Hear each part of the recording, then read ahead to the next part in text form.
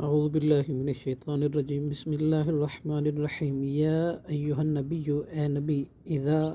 جب طلقتم النساء تم طلاق دے دو عورتوں کو فطلقوہن تو تم طلاق دو انہیں لعدتہن ان کی عدت کے آغاز میں وَأَحْصُوا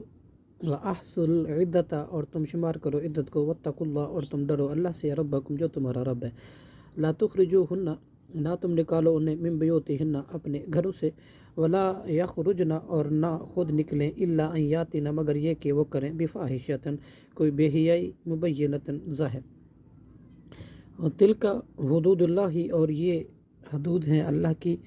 ومن یتعدی اور جو کوئی تجاوز کرے حدود اللہ اللہ کی حدود کی فقط ظلم تو تحقیق اس نے ظلم کیا نفسی اپنے نفس پر لا تدری طلاق دینے والے تو نہیں جانتا لعل اللہ شاید کہ اللہ یحدث پیدا کر دے بعد ذالک اس کے بعد طلاق کے امرن کوئی نئی بات فیضا بلغنا پھر جب پہنچے اجلہن اپنی عدت ختم ہونے کو فامسکوہن تو تم روکو انہیں بمعروف معروف طریقے سے او فارقوہن یا جدا کر دو انہیں بمعروف معروف طریقے سے واشہدوا اور تم گواہ بنا لو ذو عدل منکم دو صاحب عدل آدمی اپنوں میں سے واقیم الشہادت اور قائم کرو گواہی للہ اللہ کے لیے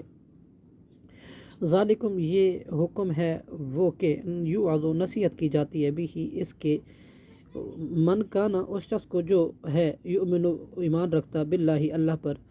والیوم الآخری اور یوم آخرت پر ومن یتق اللہ اور جو کوئی ڈرتا ہے اللہ سے یجعل لہ تو بنا دیتا ہے مخرجاً مشکلات سے نکلنے کا راستہ ویرزقہ اور وہ رزق دیتا ہے اسے من حیث جہاں سے لا یحتسب نہیں وہ گمان کرتا ومن یتوکل اور جو کوئی توکل کرے علی اللہ اللہ پر فہو حسبہ تو وہی کافی ہے اسے ان اللہ بے شک اللہ بالغ پورا کرنے والا ہے امری اپنے کام کو قد تحقیق جعل مقرر کیا ہے للہ اللہ نے لکل شیء ہر شے کے لیے قدرہ ایک اندازہ صدق اللہ العظیم